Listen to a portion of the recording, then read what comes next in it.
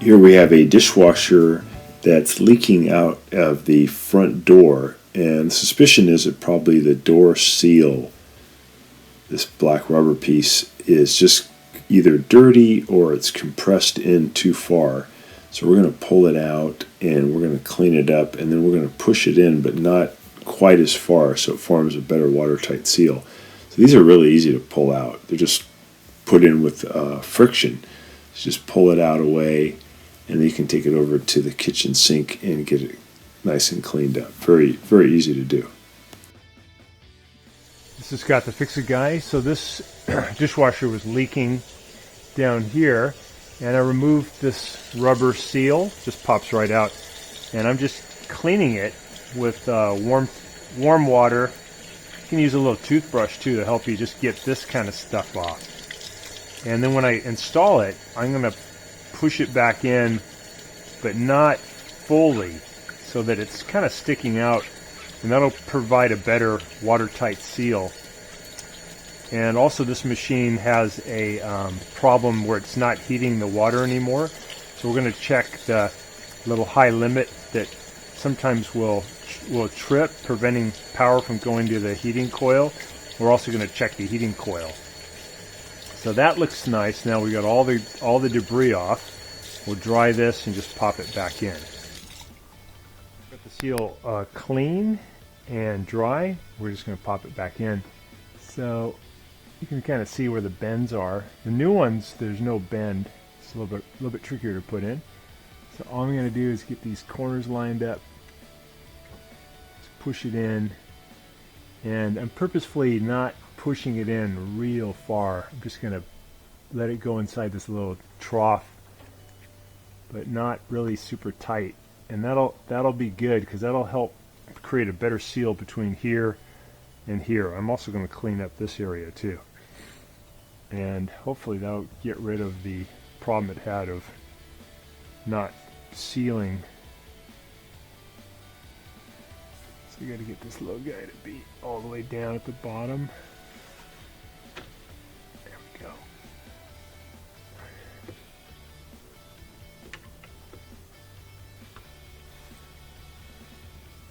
And I'm just pushing it in a little bit with my thumb, but not super far.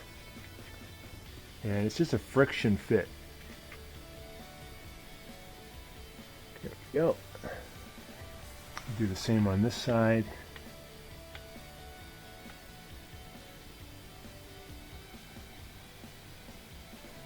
Also, I noticed the dishwasher was not really installed right, so it might have been leaning, might not have been flush. And when they're not really straight up and down, or when they're not flush, they're leaning in a direction, water can pull up and then leak out. So we'll check that too. So we got that in just kind of loose, not super tight. Next thing will be to clean up these areas where it seals. Actually, I'm sorry, this area right here where it seals, to make sure it's getting a tight seal.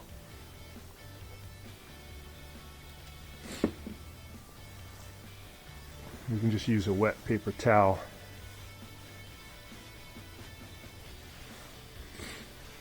Just make sure there's no junk caught in there.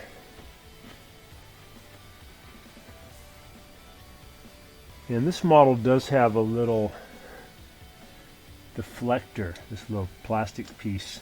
It's missing on the other side, probably broke off, but it may not be necessary. I think probably the leak was due to the fact that they never installed the screws that hold it in here at the top, so it's kind of leaning out. We got to check this heater element too, because it's not heating up anymore, so this could be defective, or the little thermostat's defective. Just pulling this out, take a look at it, get it unplugged, and see what's going on.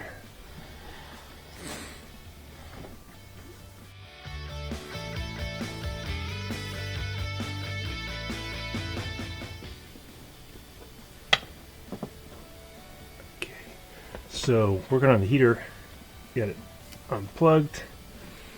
Take off these spade connectors. for the power of the heating element. There we go. Twist these off. So we just use some pliers to loosen these up.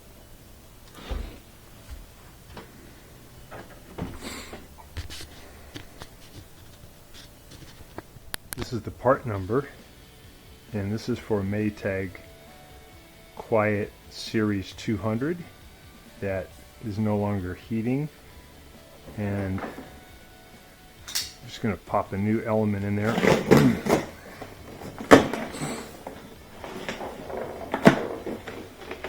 And it comes with the element, plus it comes with new nuts to hold it in position. There we go. So we're just going to use the pliers to loosen up these things. I'm just leaning it back a little bit so you can get access.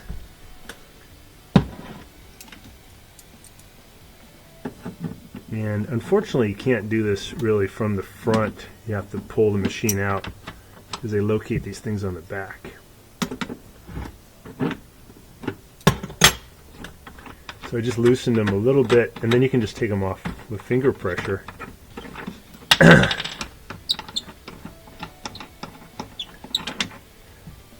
And push up on these guys a little bit so it pushes them up inside the tub. We'll come around to the front, open up the front, and then we can get this thing out pretty easily. You can see that there's where it comes out, and we have to pull it out of these little brackets.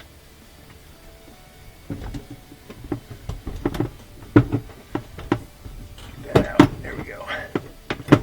So once I get it out, okay, there's the old heating element. Get that out. We're going to test the resistance value compared to the new one.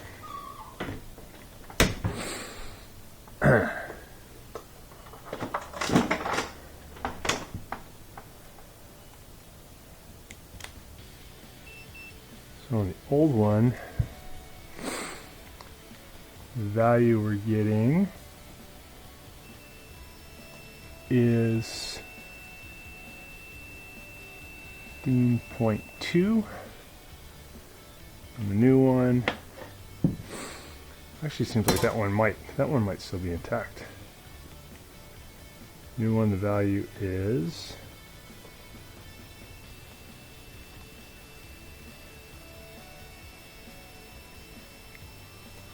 12.8. These ends here, get the washer arm above it. Push those back down in. Push that one in. Push that one in. Keep popping out. There we go. Okay, we'll put those little nuts on there. I'm just going to lean it back. You look at the nut, there's a hollow side and then a side smaller. That's the side that's going to go up onto the threads. Just going to hand tighten that. After you hand tighten it, it's good to tighten it a little bit further with the pliers so you can get it watertight.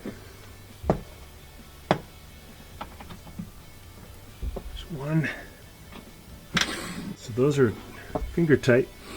We'll go a little bit more with the wrench. Don't go too far though, because these are just plastic. We don't want to strip them. Just a little bit further. Did about a quarter turn more than what the fingers could do. We'll put on the spade connectors for the power for the heating element. I want to check the little thermostat too, the high limit. It's located in the front. Let's see how that one's doing.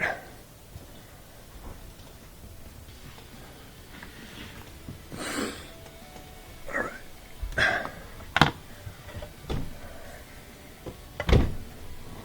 Tilt it up its back a little bit.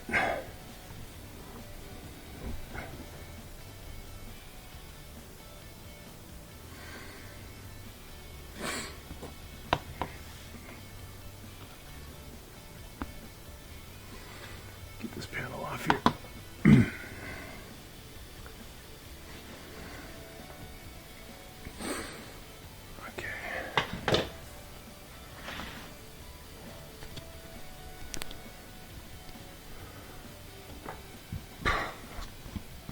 put a couple of probes up in here to see if we get continuity. So we got the tester set for continuity, auditory. All right, we're going to put the probes up inside the modular connector. See if we get a, yeah, so that one's good. So this high limit back here is intact. The heater should be okay. Cool. You know, it's looking good. Turbidity sensor right here. All right, nice. We're going to see if it still has any kind of a leak. Notice that we have a little leak right here. This compression fitting, I'll tighten that up while I'm here. So that compression fitting was not very tight. Let's see if that helps the leak. So it's running good and no more leaks. Got that all taken care of. Yeah, we got it secured into the cabinet better. It was kind of loose. So it's all back to working good and no more leaks. So thanks so much for watching, and please subscribe to our channel when you get a chance.